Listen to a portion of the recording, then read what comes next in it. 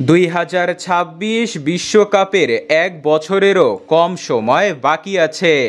এরই মধ্যে দলগুলো তাদের পরিকল্পনা সাজাতে শুরু করেছে। যুক্তরাষ্ট্র, কানাডা ও মেক্সিকোতে হতে যাওয়া এই বিশ্বকাপের জন্য ব্রাজিলের নতুন কোচ হচ্ছে অভিজ্ঞ কার্লো আনচেলত্তি। আনচেলত্তি আসার পর বারবার আলোচনায় উঠে আসে নেইমারের নাম।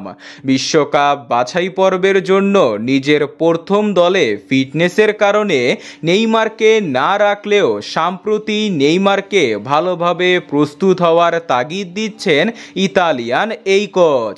অবাক করা বিষয় হচ্ছে, কোচ হিসাবে আনচেলত্তিকে চাইলেও ব্রাজিলের 41% মানুষ চান না নেইমার বিশ্বকাপ খেলুক। বিপরীতে 48% অবশ্য নেইমারকে বিশ্বকাপ দলে দেখতে চান। জানা গেছে 60 বছরের মধ্যে 53% নেইমারকে দলে চান, আর বাকি সবাই নেইমারের বিপক্ষে।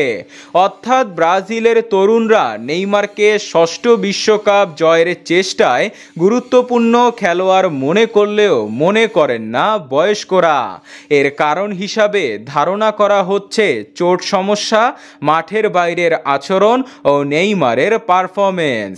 বিশ্বকাপ বাছাইয়ে ব্রাজিলের পরের ম্যাচ খেলবে আগামী সেপ্টেম্বরে, যেখানে চিলি ও বলিভিয়ার বিপক্ষে নেইমার মাঠে নামতে পারেন কিনা সেইটাই এখন দেখার বিষয়।